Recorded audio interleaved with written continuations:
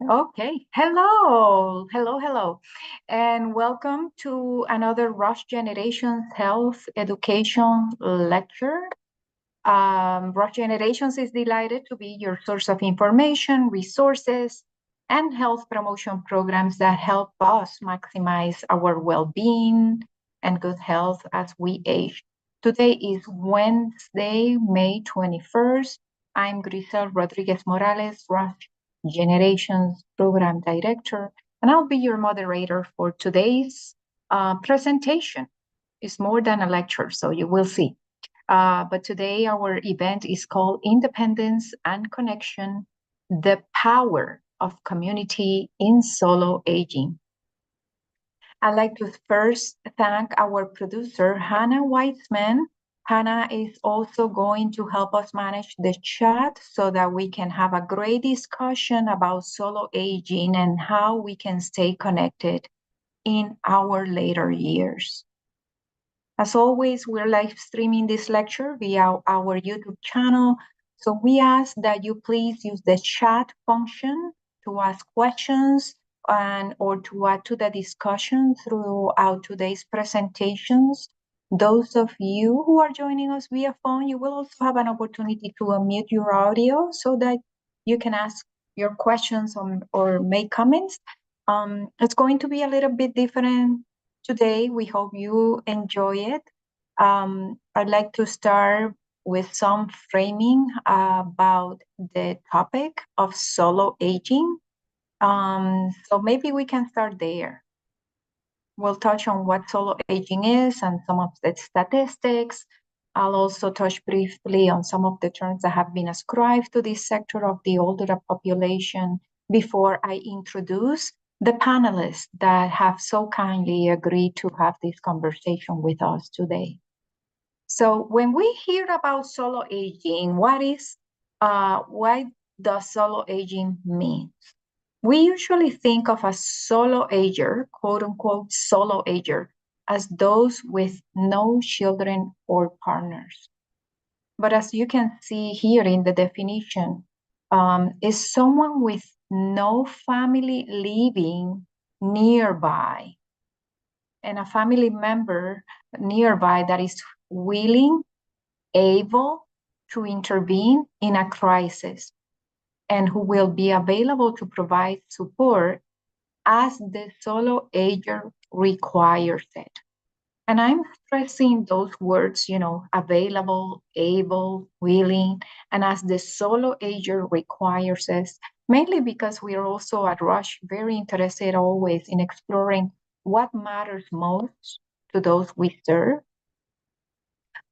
So it's not only about what is available, but what is important to us. So this group, by definition, as you can see, goes beyond the size of the nuclear family. This is not about fertility. This is about family. And this is important because some of the solo agers, not only here, but in nationwide, might have families of choice who are very important to them.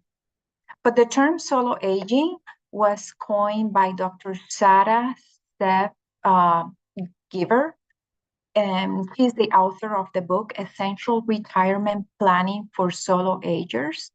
And Dr. Giver was able to identify some of the challenges that are faced by this sector of the population. And you hear me say a lot of that. This sector of the older adult population, we try not to use the term as a homogeneous group. This is a group that is very diverse and very heterogeneous. That's how I like to call it, if I could say the word correctly. But one of some of the challenges identified with this group include, and I'm getting some background noise. Okay, got it. Thank you. So some of the challenges include the shortage of caregivers. We know that in this nation, We are experiencing a caregiver shortage that impacts the healthcare system, as well as the older adult populations and the families that require care in their homes. And this is important because people are choosing to age in place. But the shortage of caregivers or direct care workers are making it very difficult for older adults and also for people with disability to live at home. And since that direct workforce is small, then the solution has been family caregivers. So those that are families of choices or our nucleus families, but we know that there's currently about 38 million family members or friends who are providing unpaid care to aging adults. But what happens when there's no family prepared or able or willing, like it says in the definition, to take on that role? Or maybe it's because we do have the children, but we don't have to burden our adult children. So that's one of the main challenge that I like to point out. Um, the other key aspect that is explained by Sarah is the changes in the family structure, that family diaspora. Families were more likely to live in close proximity to each other. And if they left their state or the country, they will go back to visit quite infrequently. And now traveling is easier and we maintain strong ties through the use of technology. So we have what we call the transnational families. But while we might feel quite connected to our family, we may not be able to count on them for immediate support, for transportation whenever it's needed, for companionship, health management, medication management, all of that. Which is why planning, including legal and financial planning, is extremely important. As Dr. Geber says, it requires planning that is as diverse as the group itself. So, some of the statistics we know that, maybe next slide. Thank you. We do know that over 22 million older adults live alone, and close to 30% of them have no children or other family support as they age. From the 2019 American Community Survey, we do know that 26% of baby boomers were widowed, divorced, or separated, and another 9% had never married. And I always like to mention that since on average, women live longer than men, as it says here, 57% of all those age 60 plus 5 are females, and 67 are women by age 85. So I point that out because then, in my opinion, at least, this could be considered a woman issue, or at least women could be highly represented in this group of solo agers. And I also wanted to point out that for the first time last year, we were finally able, or the National Council on Aging is bringing more awareness about this growth. Next slide. And I wanted to touch, a lot of people do not like the term solo ager.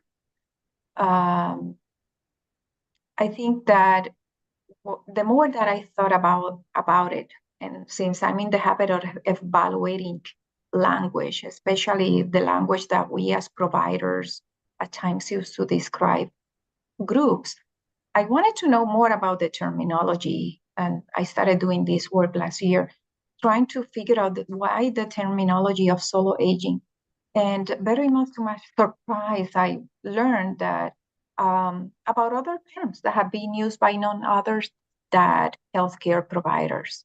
So you see there, elder orphan, unbefriended elderly, So not very flattering terms to describe this population. And you will see today with our panelists that there's not, I'm sure they will not identify it, or they will be able to demonstrate that there's no anything about being unbefriended or an orphan or anything like that when they talk about their experience.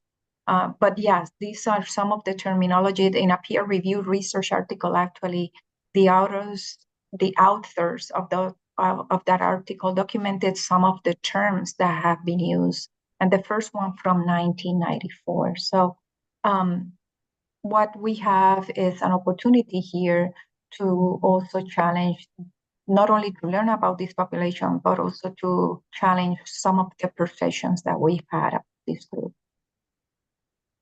Okay, let's see. I think that it's time to conclude. Do I have one more slide, or that was it? Oh, yes.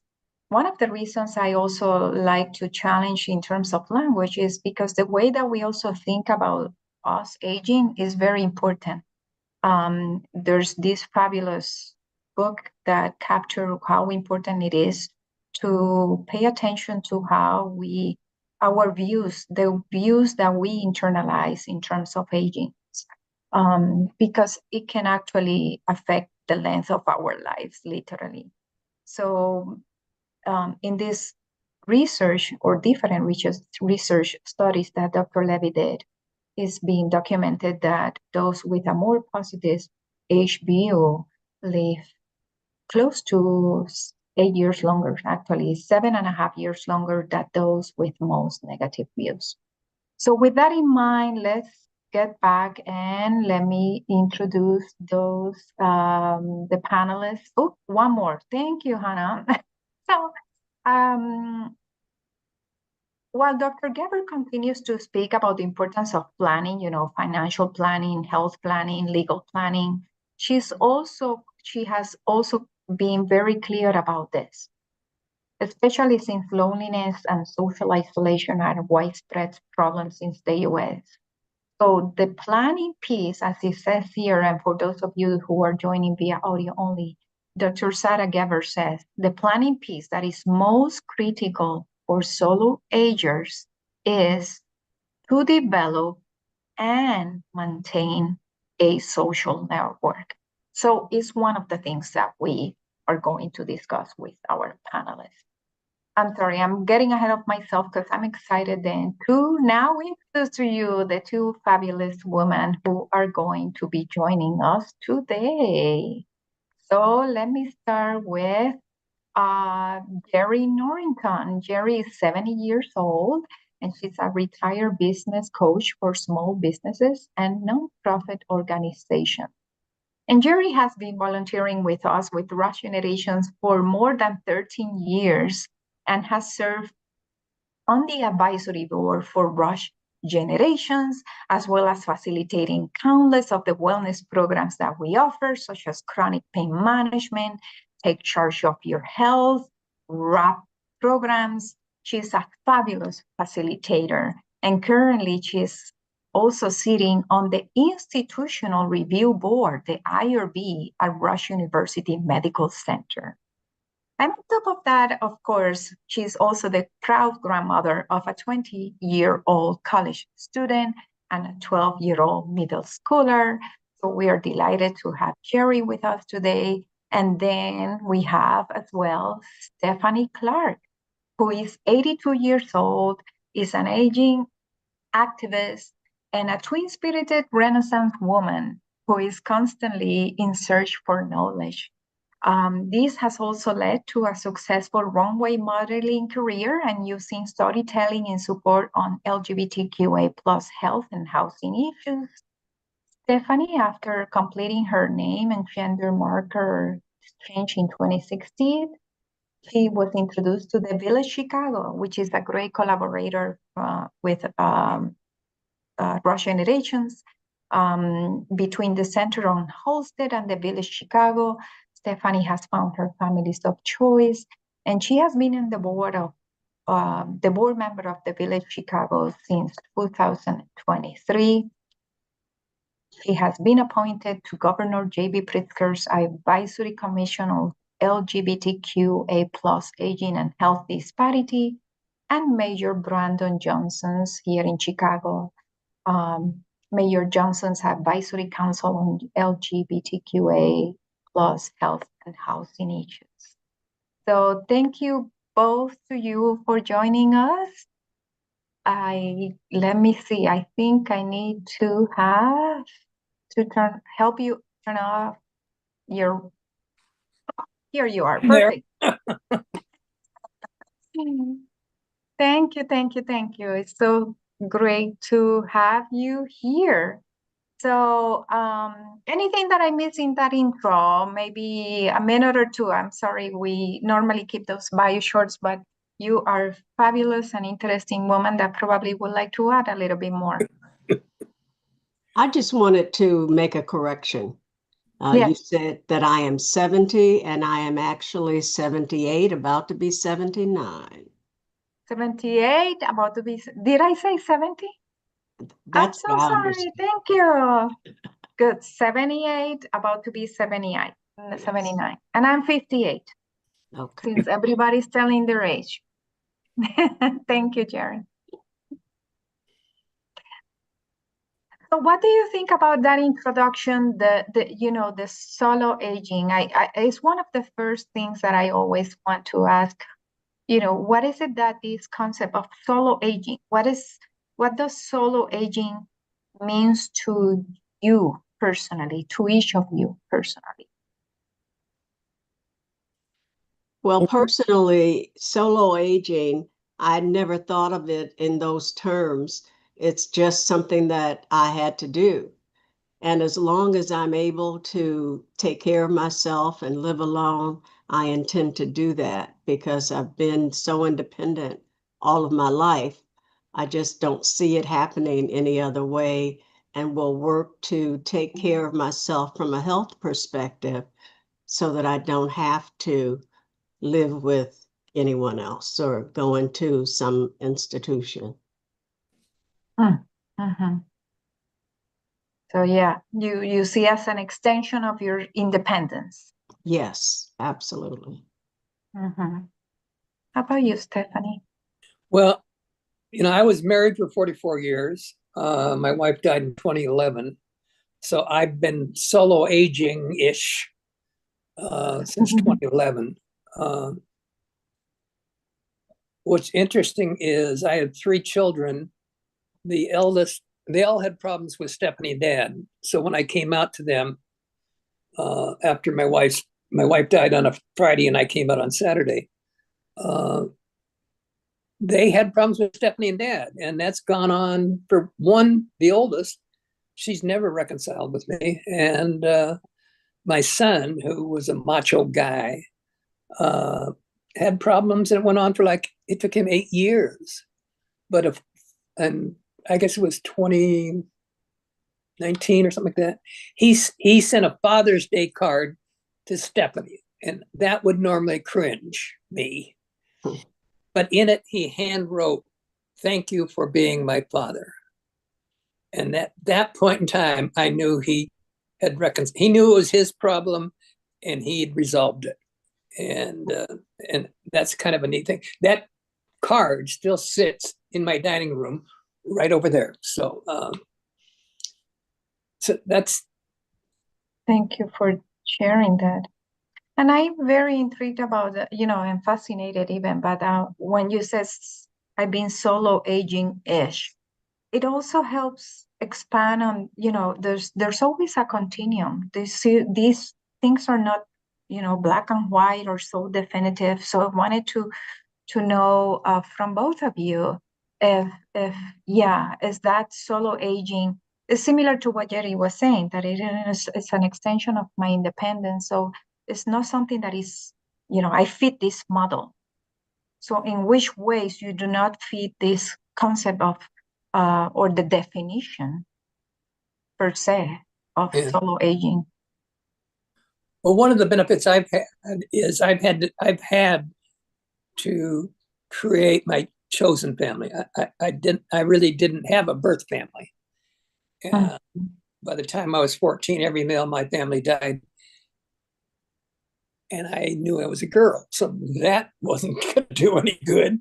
But so with her death, the first thing I did was I knew I could find family in the gay community. So that's where I put my roots down the first, and where they probably go the deepest. And that's how I got involved with the governor and the mayor and all these things, because it's for my community. But those people are not generally healthy. So, and they're younger than me, most of them, Okay. but not healthier than me. And so that their ability to give is kind of limited.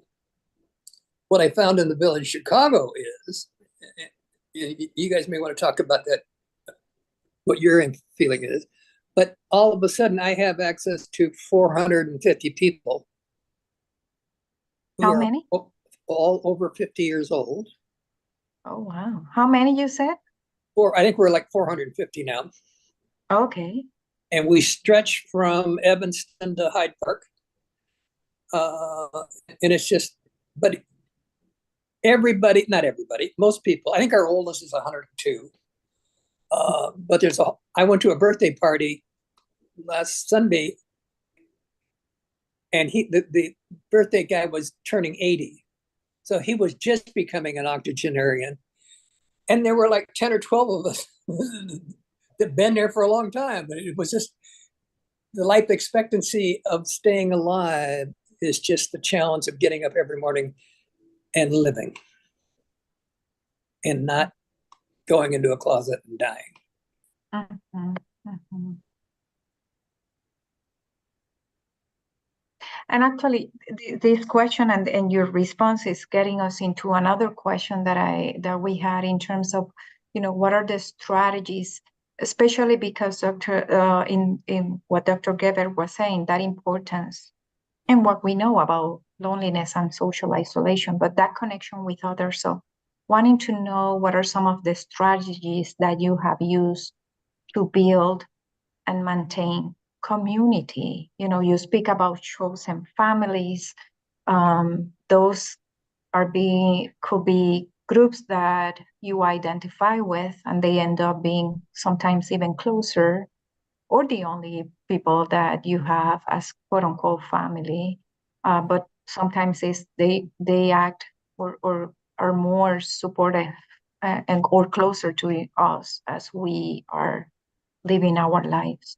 But yeah, what are some of the strategies or of some of the ways in which you have built and maintained that community? Well, go ahead. Sure.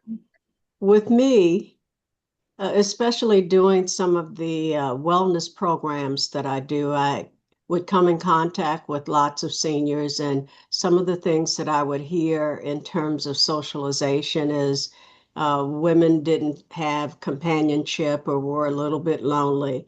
So about 10 years ago, after hearing some of this, I started an organization called Single Black Seniors Network. And I started it primarily at that time because I too was one of those seniors that did not have companionship, and I was looking to socialize and create activities where we could get together as a group and have fun, party, dance, have different informational sessions where we would learn in the process, or go out to dinner, go to um, concerts, plays, that kind of thing. I only ran it for about 7 years because I started to have some health issues, but I still get calls from people wanting to know, are you going to start it again? And when can we do this? I did a luncheon a couple of weeks ago where it was 12 of us that got together.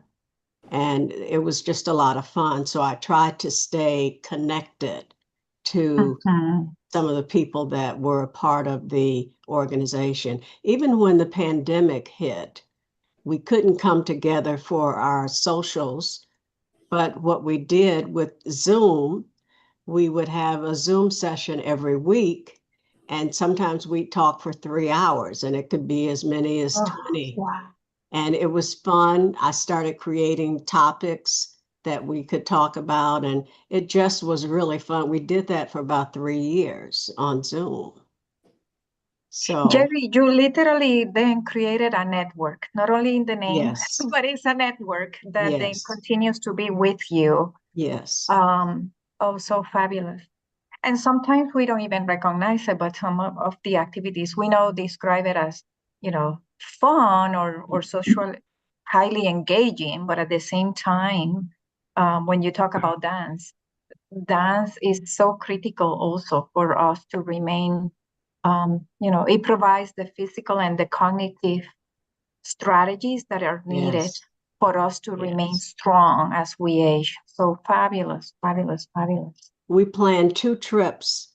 We did a cruise to Mexico and Belize, and we took a year and a half to plan to go to Hawaii. We spent 10 days in Hawaii. So it was fun. It was very engaging. Love that. Love that. How about you, Stephanie? What strategies or in which ways have Well, you used one of to the build? things, finding the village gave me access Mhm, to a platform to achieve what I'm achieving. mhm. But the inbred part of me is being a Renaissance woman. I'm always looking to learn. And I'll see something, an article or whatever, and that's, I think, kind of how I got close to you guys, is I'm doing some stuff for the governor, and this looked like generations, and I'm a generation, and next thing I know, in 4 days, I had 2 different opportunities to talk about solo aging. Mhm, mhm. Because it just sounded just right. And what I find out now is I can do, the village puts out a calendar every week of activities, and most of them are free or cost $10. So they aren't very expensive, but they cover the whole range. So just whether it's dining, plays, symphony, I mean, all the spectrum. And and so I get it, and I start going through it, and I'll pick out 5 or 6 for a week. Now I won't do them all. Sometimes I'll do 3 in one day, which is stupid, but at my age, I can be stupid, I guess. But You're risk-taking, risk-taking. but it's just you gotta keep looking. You gotta keep one foot in front of the other and keep going. And then when you put the learning capacity on it, then take that knowledge and share it with somebody else. And that's where I get my enjoyment, is bringing somebody along to something I've learned last week. And that the village offers me, it's almost like a smorgasbord. What are we going to eat today? I mean, I had a chance. I'd only been to one symphony or opera in my life, and that was 40 years ago. It's not La Boheme. I didn't really appreciate it. I was only 50, that kind of script. And then popped up on the village is DePaul's semi-annual opera. And they did 2 Puccini operettas, so they were like 45-minute things. And I wasn't going to go. And then somebody got 10 tickets for free, and so that was kind of interesting. And then all of a sudden, the next thing I know, I'm hosting 10 people. Now I know nothing about opera, but now I got 10 little ducklings walking behind me. And I'm saying, oh shit. So I had to go find out the 2 operas, get the librettas, look at YouTube, and get an understanding. So at least I could talk with people who knew what they're talking about, because I didn't. What I found very interesting is with the twin spirit in me, the music was kind of interesting and it was kind of growing and it was starting to get emotional and it was starting to get a little bit weepy. And all of a sudden it comes to the end, the crescendo. I look and I'm damn near shaking. And I wanted to shout out, bravo! Mm-hmm. But that's from somebody who knew nothing about opera 2 days before. Mm-hmm. Mm-hmm. Mm-hmm. I like that. I like that. I now have 10 opera friends. Mm-hmm. Mm-hmm. But you're giving us, both of you, so much. I mean, the fact that you are creating your networks. If they're not there, you're willing to create it. You're willing to create it. Or if you find, like you call it, finding your platform, then find your platform. Both of you have several platforms that give you your opportunities to connect with individuals that have similar interests, Right. or that in need of also continuing to stay engaged throughout your life. Jerry, through also the co-facilitation of evidence-based programs, which require training, require, discipline, and all of that is fabulous. And so it seems that it allows you to not only stay connected with others, but also to learn from others, learn from a new experience. Well, maybe this is not going to be for me, and then you find that you're shaking towards the end. So we have one question. Actually, we have two questions already from the audience, and I would like to post this one right away, because it seems that there's a little, there's an activism also. So what are some tips to get involved in local activism,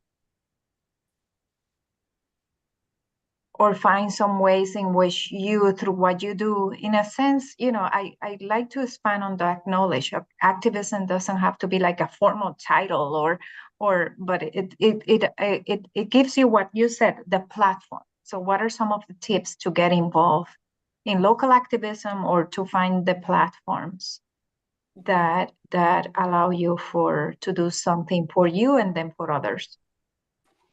I have found that most aldermen have various programs for seniors. They have activities. They, in some instances, may set up transportation to get to some of these activities. So my first suggestion would be to contact your local alderman and find out what are some of the activities that are happening right in your own community, or how can you get involved in participating, being a participant, volunteering, or a recipient of some of the different things that are going on. For example, our alderman provides Thanksgiving dinners. So somebody has to put those together. So if you wanted to volunteer, you could do that. I live next to Insight Hospital, and they have programs. They have bingo. They have lecture series, just as Rush Generations does. So your local alderman, and then find out if there is some kind of senior center close by. They have just a myriad of activities that, and they go on trips and have fun things that will help you to be involved in your community. I like that. I like that. And also, try things or explore it more than once. Go with the notion that let me check it out once. Yes. Maybe that day is like, maybe I'm lukewarm. Right. Another day of the week, another time of the day, check it out once again to see if that gives you even more information. Yeah, you don't have to commit right away. Right, exactly. One of the things I recommend, my favorite word, and you can borrow it, is next. Because if I go looking, just like this program, if I wasn't excited about it as I was, I've got other things to do. And sometimes it's just easier to say, next, I'm out of here. And let's go find something that really works for me. So don't get bogged down with one situation. Explore a lot of them. And then one of the things the village does is very nice, is just about every outward bound event is wrapped around food and booze.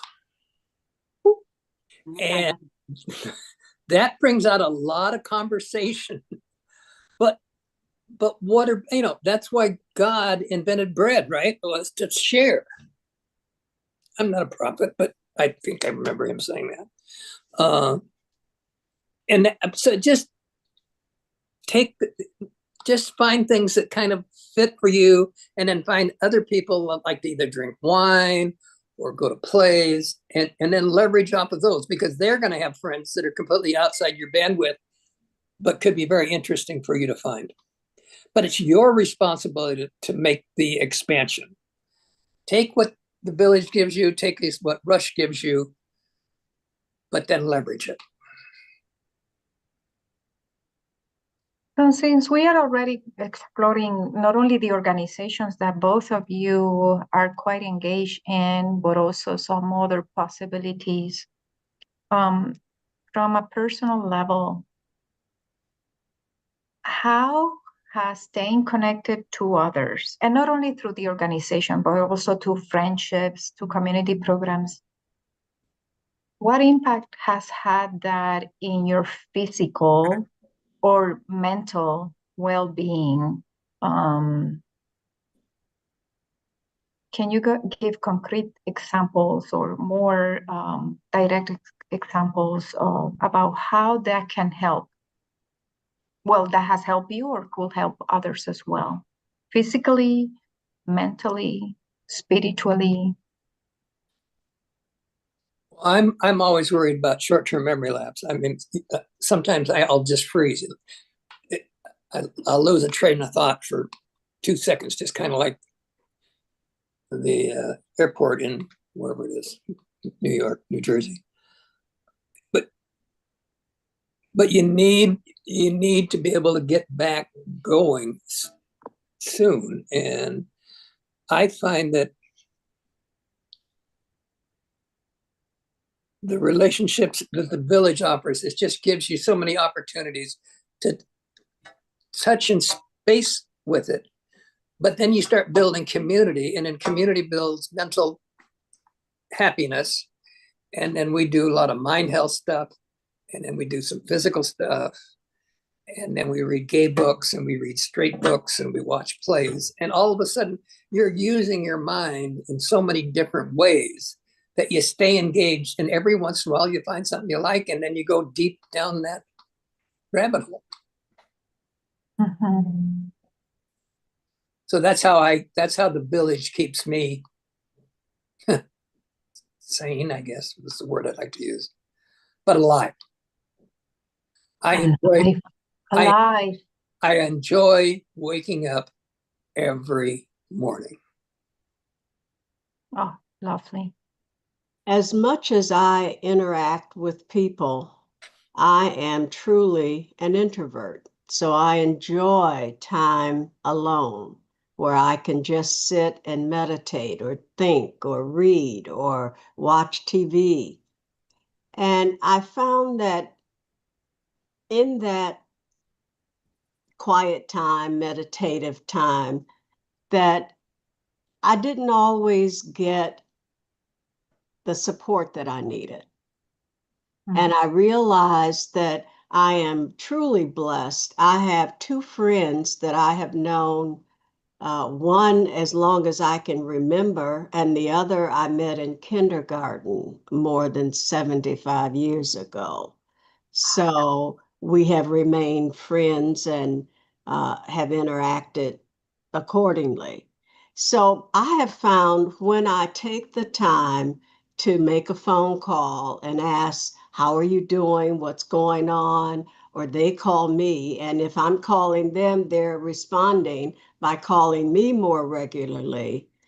And I have come to learn that I feel more fulfilled in life by having those interactions and looking forward to being able to speak to people that I care about. In addition to, I have 3 sisters, and I didn't talk to them as often as I should have. And now we have a sister talk every Sunday afternoon. And and well, there's several of us. There started out being 6 girls, 1 boy, and we've lost 2 girls and 1 boy. So because we are diminishing in number, we have decided that we need to stay better connected. So we speak every Sunday afternoon. There's just time that's allocated to do that. But the point I want to make is being connected to someone else, even though I'm an introvert, having that connection and interacting is far more fulfilling than just spending time meditating or watching TV alone, whatever. So I didn't even realize how much I needed that connection. I normally would go and do the interaction, do the socials, and do the whatever, and come home and be glad to be home and be alone. But I'm realizing I truly need that interaction, as I'm sure everyone else does. And while we may sit and be isolated, that's not the healthiest thing for us. And when we take the time to get out and make the connection and talk on the phone or go to dinner with someone, it's far more meaningful than doing it by yourself. Absolutely. Thank you for both those testimonials. I mean, which is critical, especially not only for people that are introvert, but maybe even for younger populations, let's say, that have been more culturally or have grown up with more technology. So I've been Yes. listening more and more about the easiness of connecting with people, via text, or making appointments via an app, or ordering food via an app.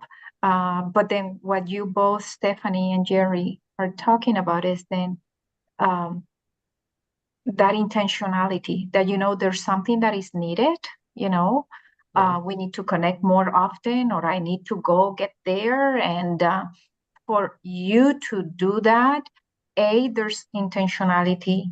B, there may be even some vulnerability because you don't know how others are going to respond. It would be fun to get together every week and then somebody say, no, thank you. So you're putting yourself out there. There's some vulnerability. Right. But yes, talk about that. How is it? And I know that as we age, we probably feel more and more okay with, well, if the other part is not on the same level or on the same page as me, that's okay. But I'm brave enough to put myself out there. So yeah, I guess that the question is in terms of how to feel comfortable with vulnerability, with being able to say things or to try things, because ultimately is what you feel is it that you need, Right. Yeah, good example is that person that says, no, this weekly meetings just doesn't work for me. Don't take that personally, because you're going to find somebody else who something like that will work. And that's where next comes in. Just keep trying. Because the accomplishments is the fun part. Even with our weekly calls, occasionally someone will have something they need to do and they'll say, oh, can't be on the call this week. Okay.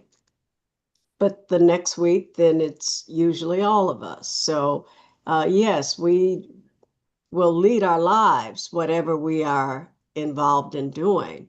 But we try to make time for that sister call. If it doesn't happen, then you miss a call, and then the other two sisters will be on it, or three sisters will be on it. So it all works out. And it's fun when we do all get a chance to share. Well, how's your week been? What's been happening with you? And we never did that before. And it's just been so much more interesting now that we do it on a regular basis. And since we're talking about what is it that we need and all of that, one of the questions that came from the YouTube audience is, what do you think older adults, and again, to you both, because I like to always point out that older adults is very diverse, right? As I said at the introduction. So, but what do you think older adults should advocate more with or more for? What are the things that we should be advocating for or advocate with? I think that's strictly a matter of personal opinion, or what you might be interested in. Things that I might be interested in may have no interest at all to you. So I think it's a personal thing as to what you should be advocating for. On a personal level, I think we should be making sure that we get out and get enough exercise, that we are eating properly, that we have people that we do interact with, and even forcing ourselves to go to different events and activities. And as I said, maybe through the senior center, because there are always a full array of activities they have going. But just making ourselves go and do is going to actually keep us healthy. And that's taking care of our mental health as well as our physical health. Yeah, one of the things I look for is finding a trusted source. Just in this week that we've been doing this, I've found Next Avenue, or Avenue Next, is part of PBS, and they've got stories, they've got health things and stuff like that. So if you aren't aware of it, it would be something ideal for Rush to put into their library, because it would give you access to all kinds of stories and all that kind of stuff. But just finding a trusted resource and then just choosing a topic from that source and go deeper. I'm not a great researcher, but I'm a great follower. And I just like learning, and try to retain what I learn. So, but it all comes down to finding your trusted resource. I was all concerned about, at 82, Medicare is concerned, and I was just getting almost hyper about it. And I called the village, and they gave me a reference to one of the recent interviews they'd done with somebody. And all of a sudden, I had an hour and 10-minute discussion on the status of Social Security, and the guy had been doing it for 18 years. And all of a sudden, I went and referred that to somebody else. And they said, yeah, we're aware, but, and all of a sudden, when 2 or 3 people tell you they're looking at the same thing you're looking at, that gives you a heck of a lot more confidence than listening to Trump.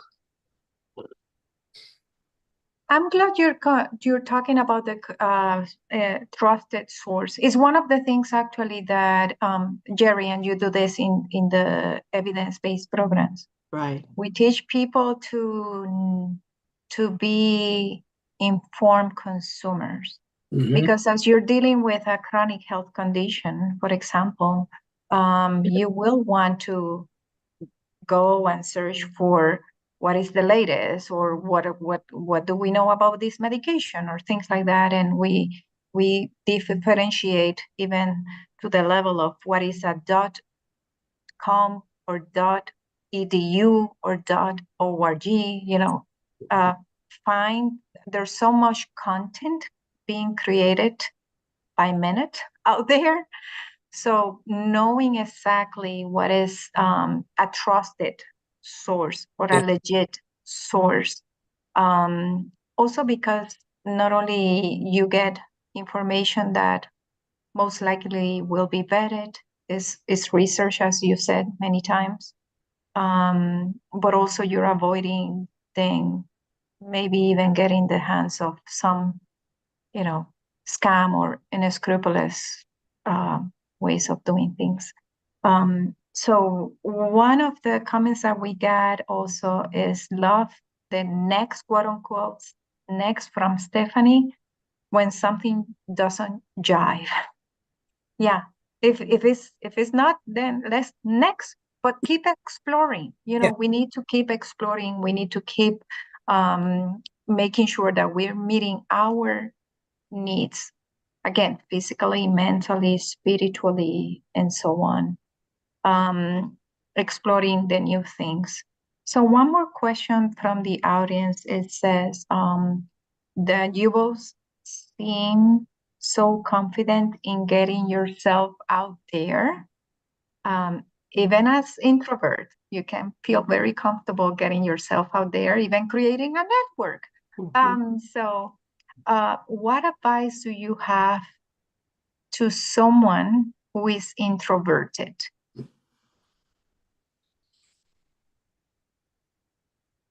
I think you have to sort of step outside of yourself and understand that if you really don't want to be isolated and feel alone, that one of the mantras that I've used for many, many years, if it is to be, it is up to me. So it's taking responsibility for your own happiness, for your own socialization, if you will, and just making one little step, one little effort to be around people like yourself. And once you make that step, I'm sure that people will be welcoming, whether it's the local senior center or even contacting the city and finding out what kind of activities are available for seniors, or if you are a church goer, or contact the alderman. And just one little step, one thing. And I used to I was a business coach, so I had to find more clients and I had to network to be able to interact with small business owners. And I would promise myself, oh, I really don't want to go to this networking activity, but I'm going to go and I'm going to collect 5 business cards, or I'm going to introduce myself to 5 people, and then I give myself permission to leave. Mm-hmm. And that's what I had to tell myself, to push and to get out there and to just do it. So if you are an introvert, and I know it's not easy, but if you go to one activity and you stay for a half hour, that'll get your feet in the door and will allow you to meet someone. Or you can say, I'm going to introduce myself to 3 people. And then if I'm not comfortable, I'm going to leave. But just do it. And touch the flesh. Just touch them, because then all of a sudden you're an imprimatur on their body, and then they're yours. If you make that one little bit of touch, you've changed their life, and it'll change yours. I think once you, if you don't just sit there and wait for someone to come to you, you've got to reach out. And as Stephanie said, touch the flesh. Once you do that and you have a laugh then you will feel like, okay, I can do this. I'm not an introvert. I'm going Right. on stage. And it'll feel better. Yeah. That was one of the joys. I woke up one morning when I was 78, and my meditation prompt that morning was, I can do anything I wanted to do. And I said, oh, I want to be a runway model. Now that sounds kind of brass, but I made a call, and in a week I got a yes. And the next year and a half, I did 10 shows, 21 rays, 3 wedding dresses before I was 81. Wow. Oh, awesome. wow. It is. That's It is. awesome. But the first time you step out on that stage, it is pure fear. And then they start clapping, and it's just so emotional, overwhelming. Yes. I can now walk into a room and talk to 300 or 400 people, Mm-hmm. because But you started all I somewhere. have to do is get 2 eyeballs, Right. and the audience is mine. But yeah, you started somewhere. Also, yeah, if you want to do something, just don't keep it here in Yeah. the mind. Take one step. It may be a call. It may be a search, trying to understand more this organization, or what is it that they're all about. Or yeah, of those 3 hours, maybe I will do half an hour, give myself, even if you end up doing more than 1 hour later, but at least you're taking one step closer to what you want.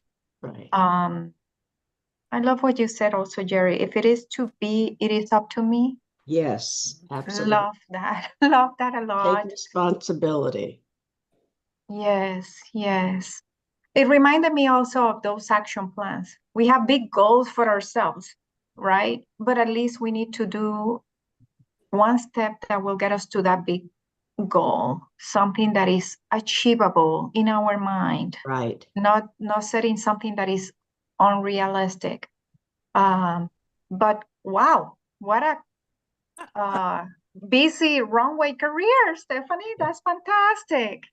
And I love also the concept of, yes, making that contact, even a handshake, a pat on the shoulder, whatever you're comfortable with. Right. That is key. So I will love to have 3 hours to speak with you, but as we're reaching out to um, the end of this conversation, anything else you wanted to add? There's something that also one of you said that is reminding me of a quote that I actually have in one of my computers, and I'll save it for later, because it's all about feeling alive, or aliveness, and that's key. And it connects. I feel that it connects actually with everything that you have been saying. So parting words for our audience about this solo, quote unquote, solo agers. Oh, I'm so sorry. Before I do that, any colors? Colors that would like to jump in, unmute. *6 is the number if you would like to offer a comment or ask a question to Stephanie or Jerry. *6 to unmute. And let me make sure that I'm also not forgetting. No, that was the last question from the audience. Yes, go ahead. We cannot hear you. In case you're double muted, maybe there's another button you need to click as well, because we cannot hear you. Here we go. Sorry about that. You're My good. name is Charlene, and I've been listening. Of course, I agree with everything you're saying, and I have stepped out and have done some of those things. I go to the senior center, and something that I would have never done. But now that I live alone, I've been doing that, and it's really kind of brought me out, which I wasn't that much of an introvert anyway, but it does help in meeting people and, talking to people and interacting with people. So it's a good thing. Give yourself an That's attaboy. it. Okay. All right. Excellent. Thank you for that. Thank you. You see, it is possible. And also the information, you connect with others, you learn things that probably you were not even expecting to learn on any particular day, or Yes. participate in an activity that, we have a contract with senior centers as well, in which we offer our programs there, and they can be quite active, offering a lot of stuff. According to what the audience, what they know the people are wanting to participate in. Okay. Oh, that was fabulous.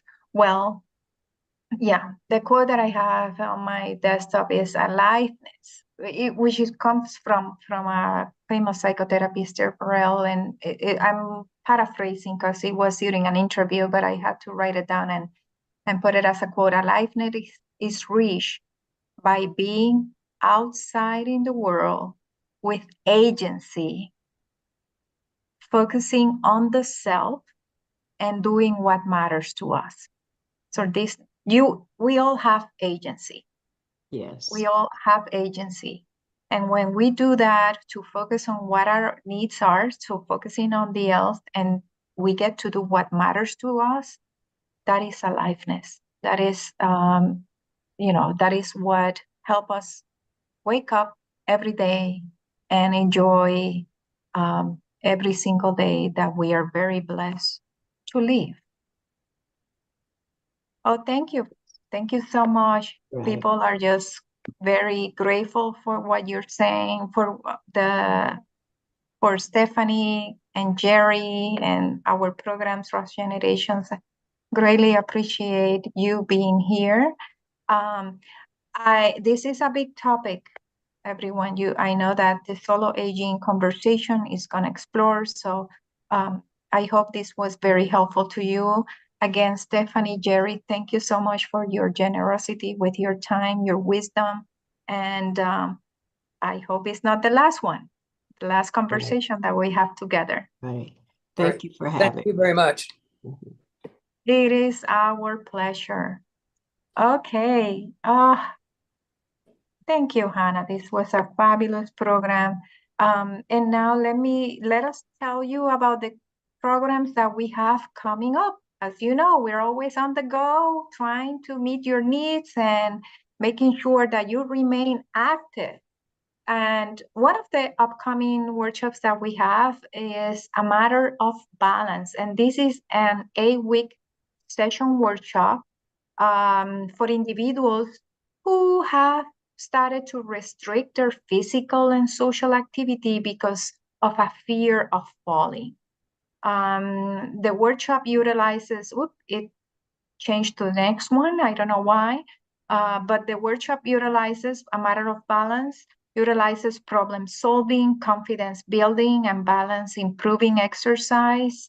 Hannah, if you can take it back, please. I think it transitioned by accident with one of those out of things that at times we have in the slideshow. But anyway, matter of balance utilizes problem solving, confidence building, balance improving exercise. Cognitive restructuring is in particularly very helpful because it helps participants help improve or prevent their falls, improve their balance, regain the ability to do what is most important to them. The next workshop will be held in person at the Rush campus on Tuesdays and Thursdays starting June 3rd and running through June 26th from 10 to 12 p.m. Helmet Senior Voices seeks to empower older adults to discuss what matters most to them as they age. It is very important that you can get to share what matters most to you with your physician and your loved ones. So we always like to encourage you to go to our platform because we also want to hear from you. So consider sharing your wisdom on why it is important for your healthcare team and loved ones to know your goals and wishes and what matters most to you. So you can use that QR code and record a video. Okay, so we have another lecture coming up, Aging with Pride. who is going to be on Wednesday, June 6th, again, starting at 1 p.m. We try to make it easy. Wednesdays at 1, and the next one is in a couple weeks. So we hope to see you then. And please remember that if you would like to know more about our programs, or if you're in need of some type of support, don't hesitate to call our helpline. It's 1-800-757-0202. The Department of Social Work and Community Health is available to you, and our Rush Generation staff also available to let you know about our programs. Until then, until June 4, we hope you have wonderful days every single day, especially now that the days are longer. So see you next time.